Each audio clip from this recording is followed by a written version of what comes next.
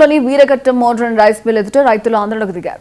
సమీప గ్రామాల నుంచి ధాన్యం అమ్మడానికి వచ్చిన రైతులకు ప్రభుత్వం నిర్ణయించిన 80 కేజీల బస్తాకు అదనంగా 4 నుంచి 5 కేజీలు ఎక్కువ ఇవ్వాలని రైస్ మిల్ యాజమాన్యాలు డిమాండ్ చేస్తున్నాయన్నారు.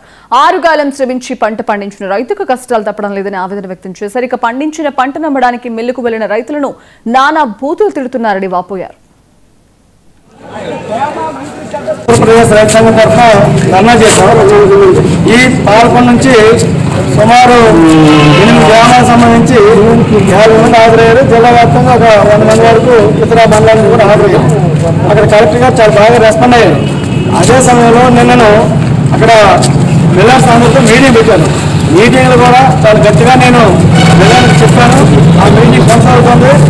ఎవరైనా ఎటువంటి పద్ధతుల్లో ఈ దోపిడీ చేస్తే మేము అందరూ సీరియస్గా యాక్షన్ తీసుకుంటాం అని చెప్పి మాతో చెప్తూ ఈ రైతు సంఘాలు ఉంటున్నాక రైతు సంఘాలు కూడా దీని మీద ఖచ్చితంగా రైతుకు న్యాయం జరిగేంత వరకు మీరు పోరాటం చేయాలి. మేము దాన్ని సపోర్ట్ చేస్తాం.